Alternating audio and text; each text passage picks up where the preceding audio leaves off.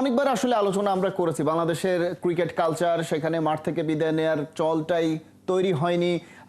এ বিষয়ে অনেকবার অনেকভাবে আমরা আলোচনা করেছি, কিন্তু আলটিমেটলি যখন বাংলাদেশের ক্রিকেট সহ পুরো দেশে আমরা বলছি যে একটা সংস্কার, দিন বদলের হাওয়া, অনেক কথা বলা হচ্ছে, কিন্তু ক্রিকেটারদের সেই ভাগ্যটার পরিবর্তন হচ্ছে না।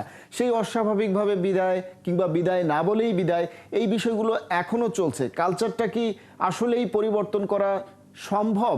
কেন সম্ভব এখনো পর্যন্ত হচ্ছে না?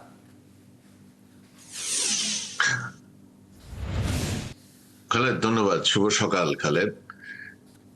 দেখুন, আমাদের ক্রিকেট কালচারটা খুব বেশি অনেক পুরাতন বলবো তেমনটা তো না। 20-22 বছরের কালচারটা, যেটা আমরা আন্তর্জাতিক ক্রিকেটে নিজেদেরকে সম্পৃক্ত করতে পেরেছি।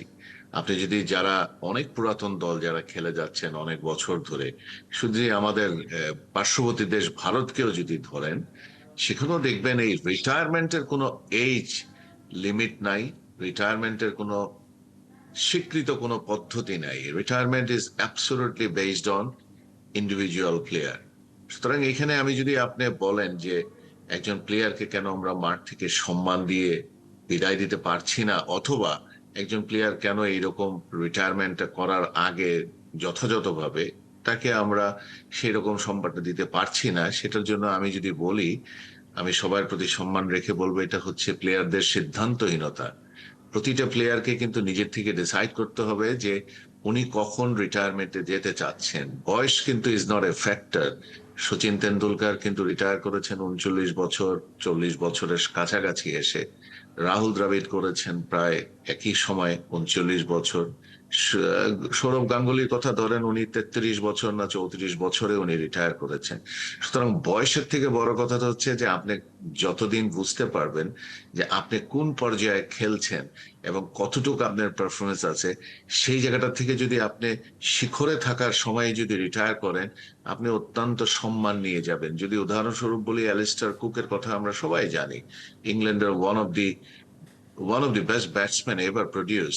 সবসময় অল ইংল্যান্ড দলে যে কোনো সময়ের জন্য ওনার নাম থাকবে। সেই উনিও কিন্তু ইন্ডিয়ার সাথে 5টা টেস্ট সিরিজের একই টেস্টে পরপর 2টা সেঞ্চুরি করেছেন। সেই সময় কিন্তু তিনি রিটায়ার করেছেন এবং তারা জানেন যে কখন তাকে রিটায়ার করতে হবে। আমাদের দেশে যেটা হয়েছে, আমাদের প্লেয়ারের স্বল্পতা আছে এবং আমরা প্রথম জেনারেশন যারা ইন্টারন্যাশনাল ক্রিকেটে ডমিনেট করে খেলেছি, এবং এতে আপনি কিন্তু মাহমুদুল্লাহ নাম, মুশফিক, সাকিব, তামিম, মাশরাফি, ওনাদের নাম আসবেই। এবং ওনারাই ডমিনেট করাতে আমরা কিন্তু ওনাদের রিপ্লেসমেন্ট খুঁজতেও অনেক দেরি লেগেছে, এবং ওনাদের সাথে যারা খেলেছেন তারা যে তাদের জায়গাটাকে বিচ্যুতি করবেন তেমনটা কিন্তু করার সম্ভাবনাময় প্লেয়ার খুব কম পেয়েছি আমরা। যেই কারণে ওনাদেরকেও অনেকদিন খেলতে হয়েছে, আমরাও তাদের উপরে আস্থা রেখেছি। যেই কারণে তারা সিদ্ধান্তহীনতায় অনেক সময় ভুগেছেন যে ওনারা আন্তর্জাতিক ক্রিকেট থেকে কবে রিটায়ারমেন্ট করবেন এবং কবে ওনারা প্রফেশনাল ক্রিকেট থেকে রিটায়ারমেন্ট করবেন। দুইটা কিন্তু দুই জিনিস। এবং একইভাবে এখন যেহেতু ফরম্যাটও 3টা হয়ে গেছে, অনেক সময় প্লেয়াররা কিন্তু কনফিউশনে থাকেন যে আসলে কোন ফরম্যাট ছেড়ে কোন ফরম্যাটে ওনারা খেলবেন।